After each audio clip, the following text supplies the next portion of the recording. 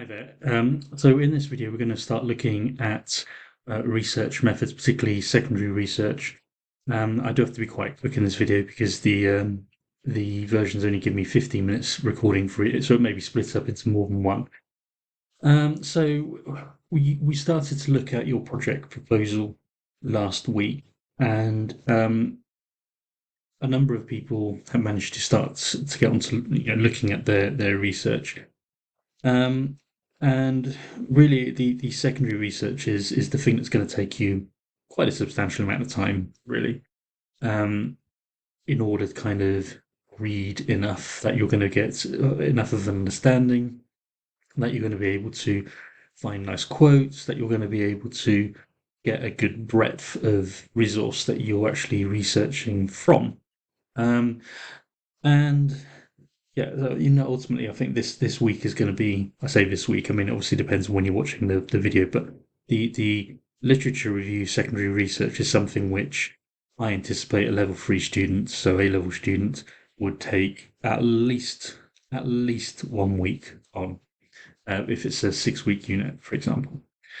So we've got a number of learning outcomes. So so this may well be split over two videos because I've got a very limited amount of time per video. So learning outcomes, understand the types of research, what needs to be completed. So this primarily concentrates on secondary research. Further on, in future videos, we may well look at primary research.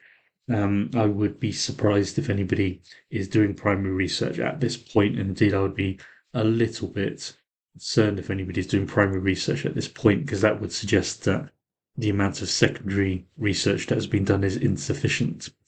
But like I said, that obviously depends on when you're watching this video. This video is week 2 of a research project course. You may well be looking at it later on, and be like, well, actually, I'm much further in, and I have done a bit of research, and if that's the case, then okay, fine. Um, and ultimately, it's very difficult to actually put timeframes on these things. It depends very much on the research project you're doing, and although my students are um, computer science students, I mean, this theory, I mean, it easily kind of goes across all subjects. Um, so, yeah, I mean, ultimately, it very much depends on the type of research that needs to be done. Um, if you are in a higher level course, the likelihood is that your literature review is expected to take you weeks, literally weeks.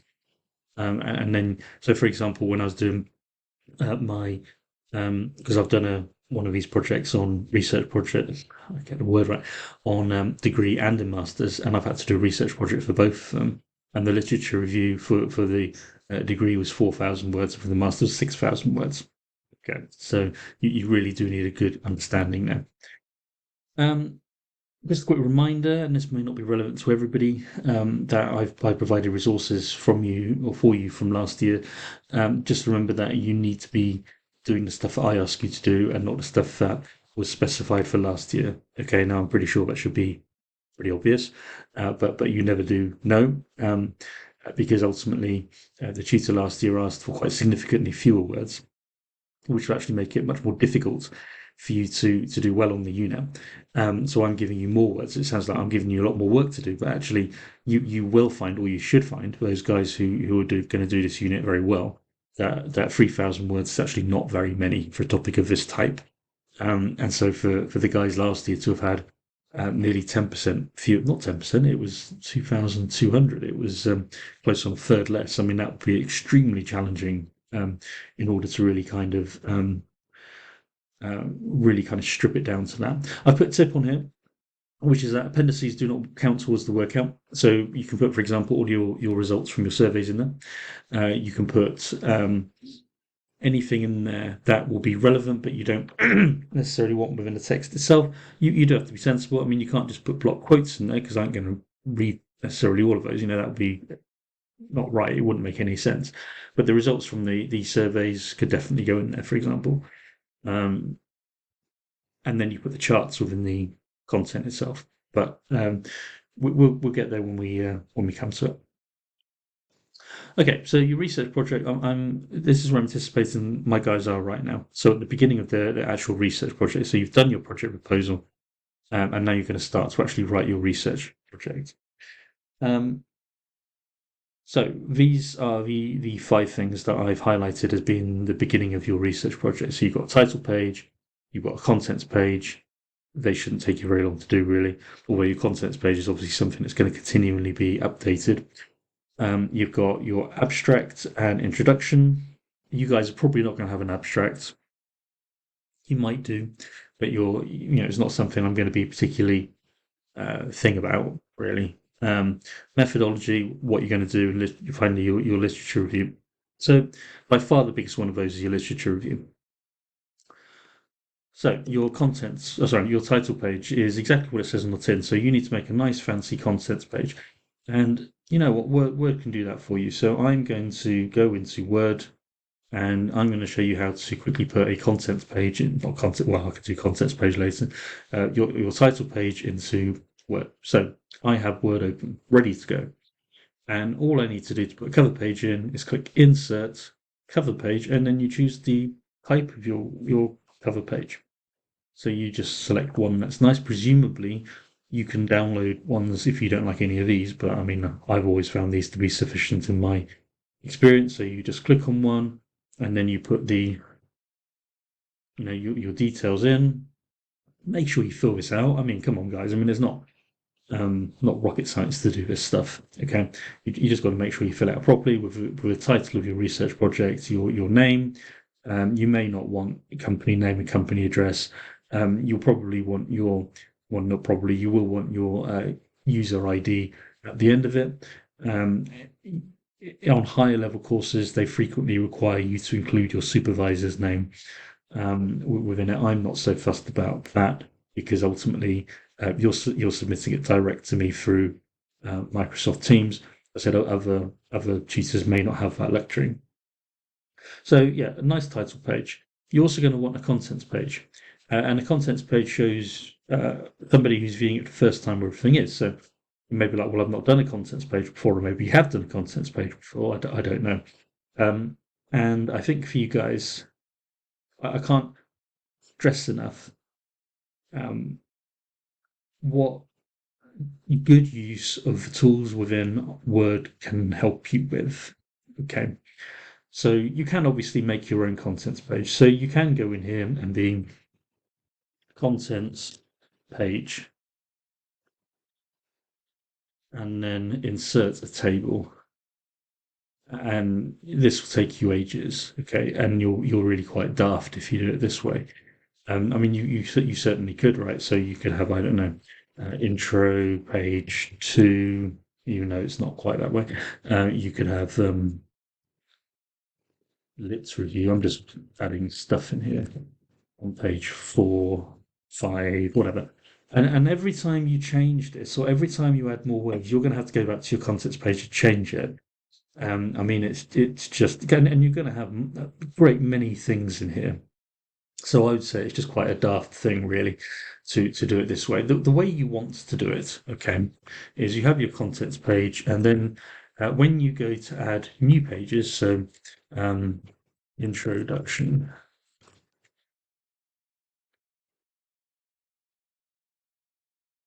show review. I'm just putting these pages in just to give you an example of how this works. Okay, so you put the titles in, you highlight the title, and you use these headings on the ribbon. So, and you're going to need to work out what level of hierarchy they are. So, you could put them as main headings. So, for example, you could have literature review, and then you could have different types of literature. So you could have, I don't know, use of tech in classroom, use of tech outside classroom. Like I said, I'm just trying to give you some examples here. And then you could give these, slightly lower headings. Okay, and you could obviously put numbers in front of them as well if you really wanted to make them stand out. Okay, so you use these headings well, is basically my thing. And then when you come up here to the contents page, you just do references, table of contents, and then you put it in there. And one of the nice things here is, guys, that because you're going to fill this with content. So I've just put that down a number of pages. And all I then need to do is go back up here and click Update Table, and it will update it for me. So this is so much easier. And yeah, if you've not used it before, it may take a while for you to get your head around, but this is so much easier than going through manually. And actually, frankly, it looks nicer. I think it looks nicer. I've no doubt some of you may be able to make a nice looking table, but I think this just looks nicer myself and more professional. Abstract.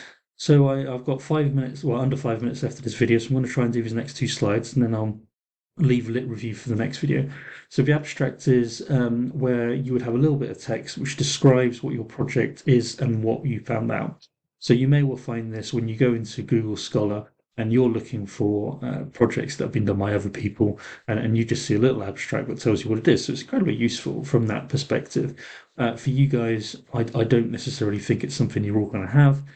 Because you've got a very limited number of words, and I would imagine it is only those people who are struggling to hit the word count that may be including an abstract, because obviously it will help you bump up to that. Minimum is 2.7K because that's 10% under 3,000 words.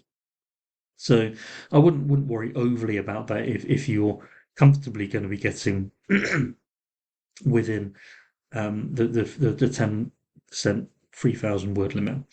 Introduction. You will need an introduction, and it's just a reasonably brief description of what you are doing. What are you going to do? What are you looking for? You're including no details about what you expect. You're including no details about how you're going to do it. Okay, so it is what your project is going to be about, the topic. And you may well include a reference in here. I've got a couple more minutes, so I'll get on to hypothesis. Hypothesis, what do you expect to find? Okay, so again, you could have a reference in here. I've put a link that I'll put into Teams later on, and it could be. So I've got some example hypotheses here, shamelessly stolen from this site. Like I said, I put a link to it in your resources, so you can have a look at it.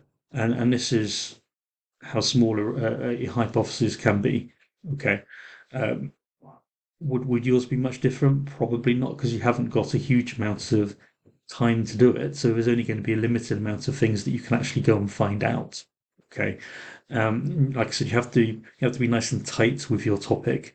If your topic is this huge, thing that you're never going to be able to find out really in the time that you have and a number of people available who could actually answer your questions, then you may need to revise that.